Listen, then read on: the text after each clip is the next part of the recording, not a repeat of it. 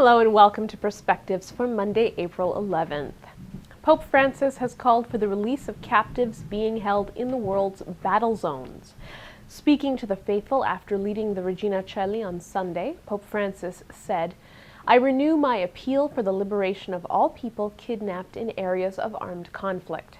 He went on to say, in particular, "I want to remember Salesian Father Tom Uzhunalil, abducted in Aden in Yemen this March." The Vatican, the Indian government, and the Salesian community are all working to try to secure his release and have asked for prayers.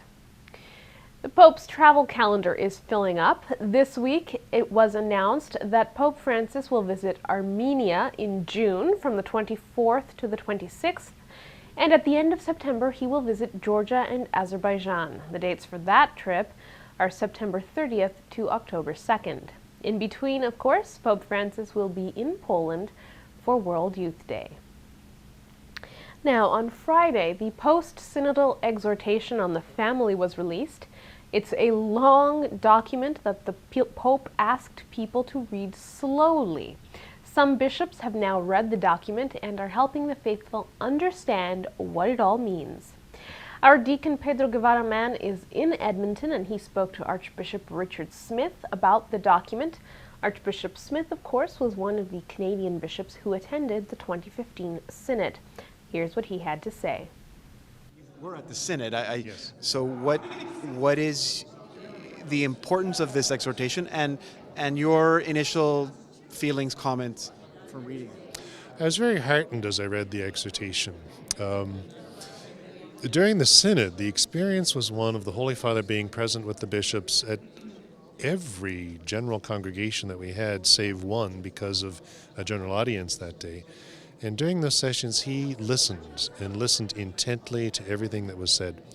He genuinely wanted to hear the voice of his bishops on what is for him and for us a vital matter, the life of family, the recovery of family today and the healing of families, because they are going through such difficulty. And a lot of those difficulties were rehearsed in the conversations that the bishops had in the Synod Hall, and the Pope heard all of that.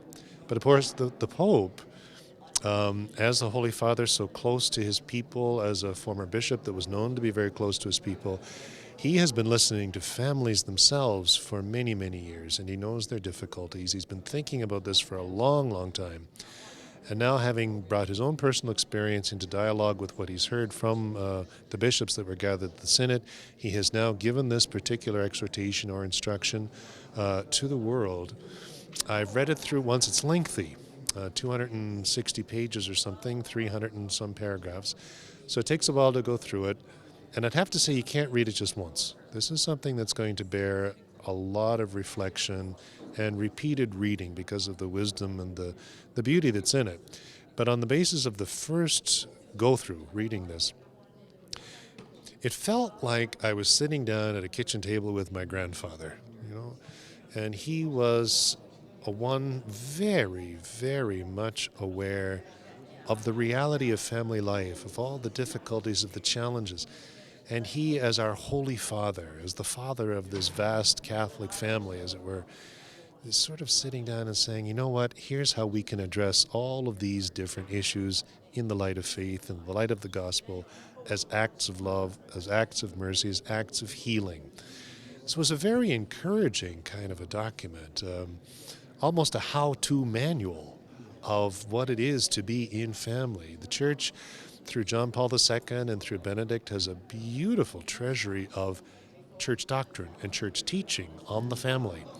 And Pope Francis now, in continuity to that, bringing that forward and in a very practical, pastoral way, applying it to the circumstances that our families are living in right now. So it's a very hope-filled and a hope-giving kind of a document.